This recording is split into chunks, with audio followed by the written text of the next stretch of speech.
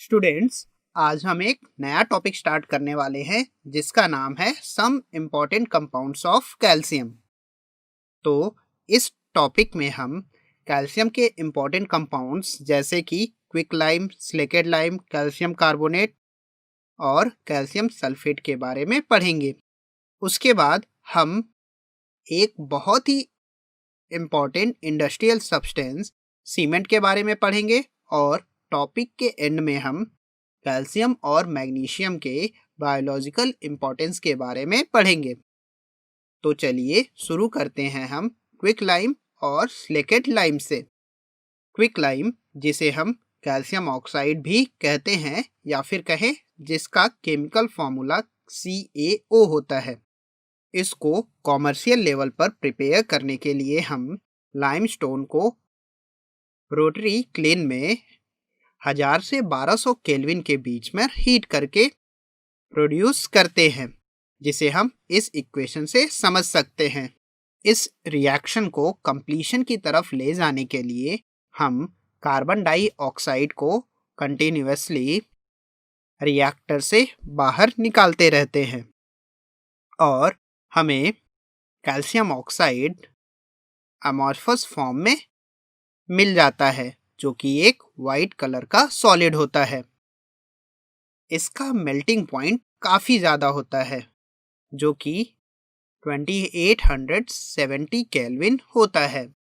यदि हम calcium oxide को एटमॉस्फेयर में छोड़ दें तो यह वहाँ से मॉइस्चर और कार्बन डाइऑक्साइड एब्जॉर्ब करके कैल्शियम हाइड्रोक्साइड और कैल्शियम कार्बोनेट फॉर्म कर लेता है। यदि हम कैल्शियम ऑक्साइड में स्मॉल अमाउंट में वाटर ऐड करते हैं तो इसके लम्स टूट जाते हैं। इस प्रोसेस को हम स्लेकिंग ऑफ लाइम कहते हैं। इस प्रोसेस के दौरान काफ़ी ज़्यादा अमाउंट में हीट रिलीज होती है, जिसके कारण रिएक्शन मिक्सचर का टेम्परेचर काफ़ी बढ़ जाता है। यदि हम कैल्शियम ऑक्साइड की स्लेकिंग सोडा के साथ कराते हैं तो हमें soda lime as a product मिलता है। कैल्शियम ऑक्साइड काफ़ी ज़्यादा बेसिक नेचर का होता है और हाई टेम्परेचर पर एसिडिक ऑक्साइड्स के साथ कंबाइन कर जाता है। जैसे कि अगर हम इसको सिलिका के साथ रिएक्ट कराते हैं तो यह कैल्शियम सिलिकेट बनाता है। वहीं P4O10 के साथ रिएक्ट करके यह हमें कैल्शियम फॉस्फेट दे देता है।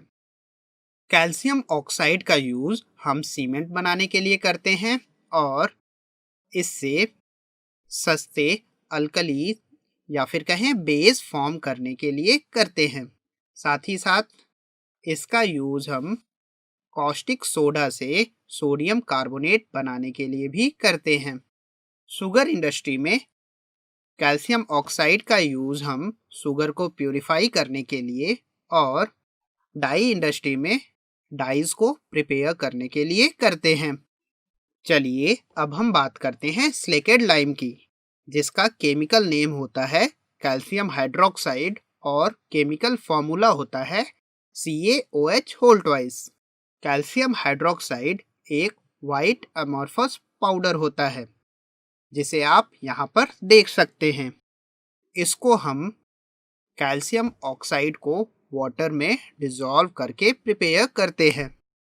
यह वाटर में स्पैरेंजली सॉल्युबल होता है और काफ़ी डाइल्यूट सॉल्यूशन फॉर्म करता है। इसके एक्वस सॉल्यूशन को हम लाइम वाटर कहते हैं। वहीं इसके एक्वस सस्पेंशन को हम मिल्क ऑफ लाइम कहते हैं, जो कि कुछ इस तरह से दिखता है।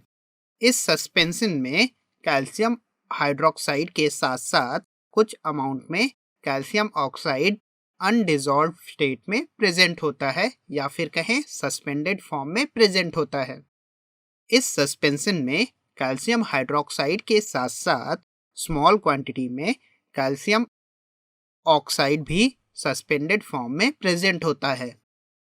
यदि हम स्लेकेट लाइम में CO2 पास करते हैं तो यह कैल्शियम कार्बोनेट के फॉर्मेशन के कारण मिल्की हो जाता है।